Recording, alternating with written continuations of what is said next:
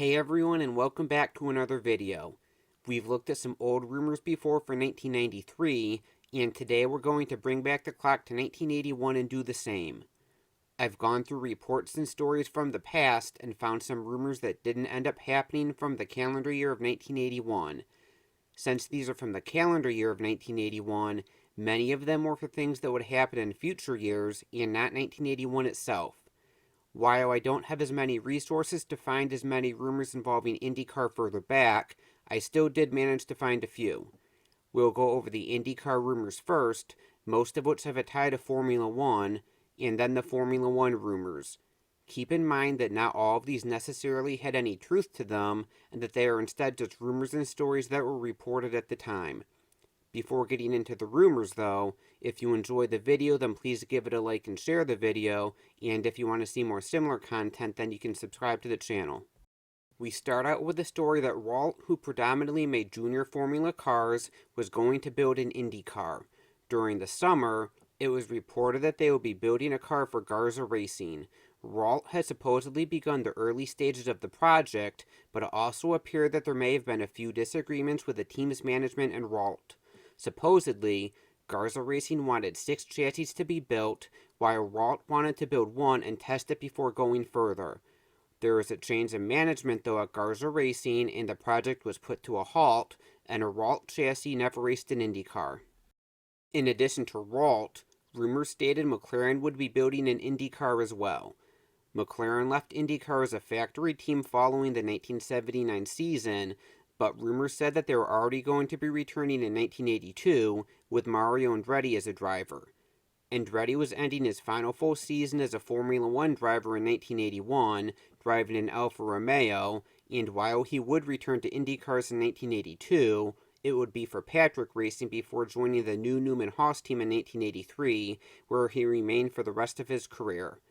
Meanwhile, McLaren quickly denied the rumor, saying there was no chance of it happening, although Andretti was briefly connected to a McLaren Formula One seat for 1982 as well.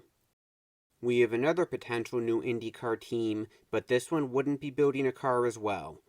Carl Haas is nowadays very recognized for being part of the legendary Newman-Haas IndyCar team that started competing in 1983, but rumors stated that Haas was going to be starting a new team in 1982. It was stated that he would run a Lola, and the driver would be Patrick Tambay, who won the Can-Am Championship with Haas in 1980. This obviously didn't end up happening, while Tambay ended up being a Ferrari Formula One driver by the middle of 1982, following the death of Gilles Villeneuve.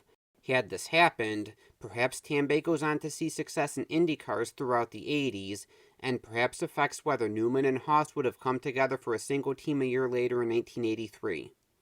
Rumors stated that a young 18-year-old Michael Andretti would be moving to Europe to compete in Formula 3 in a March Alfa Romeo for 1981, after impressing in his early days in America. Father Mario was driving for Alfa Romeo in Formula 1 in 1981, so there was a connection there, but Michael would of course remain based in the United States, where he would go on to a legendary IndyCar career, while of course racing in Formula 1 with McLaren in 1993. Had he started his junior career in Europe, who knows how things could have turned out. These next two involve both Formula One and IndyCar. Amidst the FISA-FOCA war, there were questions over just who would be racing when the season started in 1981, and the organizers of Long Beach wanted to be sure that they would have a full grid of both FISA and FOCA cars. Reports stated that unless they could be guaranteed a full grid, they would look to host another series instead, with kart seeming to be the obvious fit.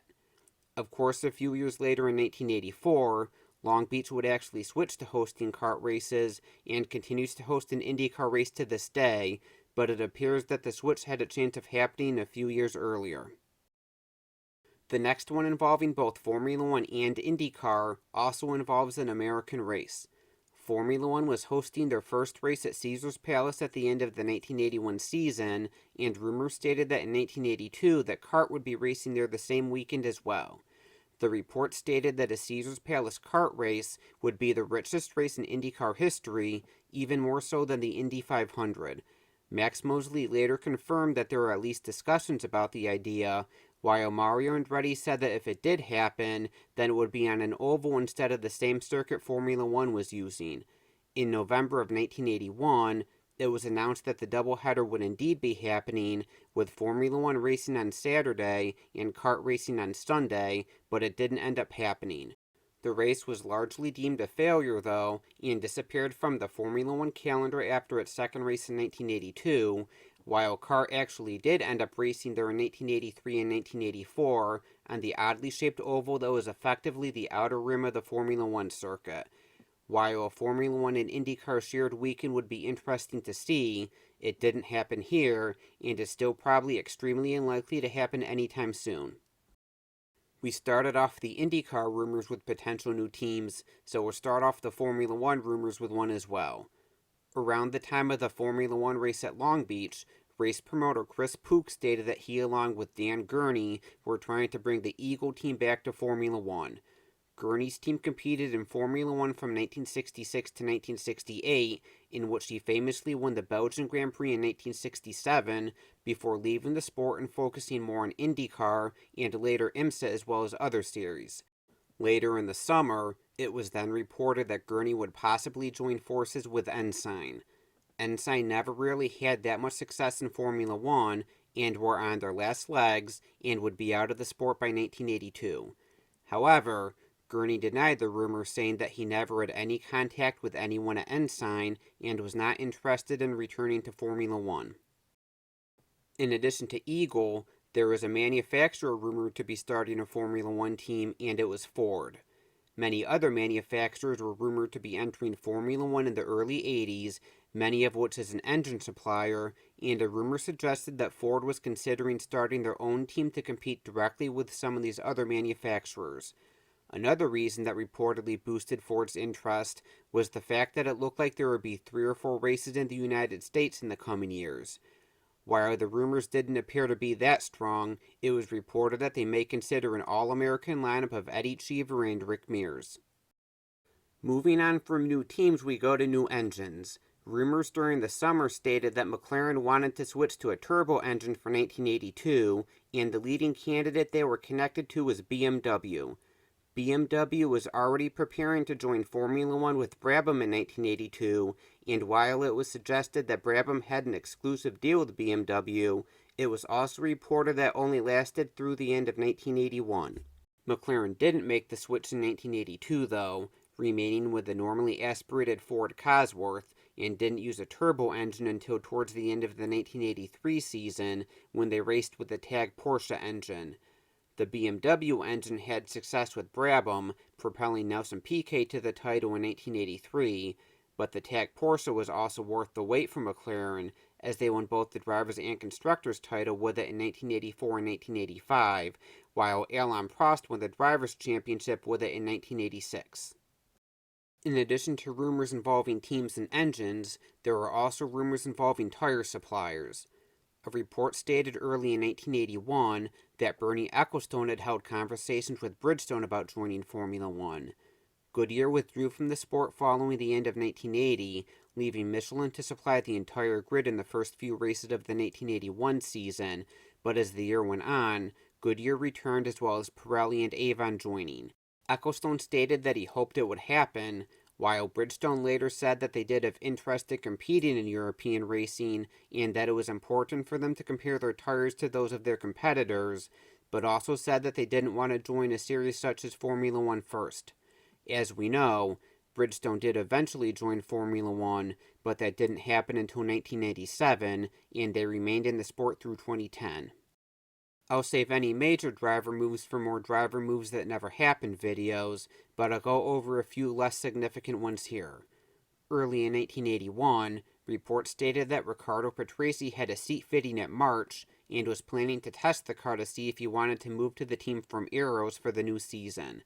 It was stated that his sponsors wanted a test done first before any deal was finalized, but it sounded like the deal was seen as a formality. However, talks broke down with the team, stating that Patrese was asking for too much and that his camp wanted to run the team as well. Patrese was then briefly connected with Toleman, but would ultimately end up returning to Arrows once again for 1981, before switching to Brabham in 1982. A surprising one involves Roberto Moreno. Moreno was still a young driver who hadn't really competed much beyond Formula Ford early in 1981, but there was a rumor that he had signed a contract with Tyrrell and would debut at some point in the season. He did actually sign with a Formula One team in Lotus for 1981, but this was only a testing contract, which gave him enough money to compete in Formula 3 that year, and he would make his first appearance on an F1 weekend in 1982 with Lotus, filling in for Nigel Mansell at the Dutch Grand Prix but failed to qualify. Another perhaps surprising one was that March was supposedly looking to run an additional car at the British Grand Prix for Jonathan Palmer, who was leading the British Formula 3 Championship. However, Palmer thought that the whole situation was rushed and that he didn't want to put himself in the situation of making his debut at home without any real testing, and he also didn't want to miss a race on the Formula 3 calendar. He went on to win the British Formula 3 title and went on to compete in Formula 2 in 1982 and 1983, winning the title in 1983, and then made his Formula 1 debut towards the end of the 1983 season at Brands Hatch.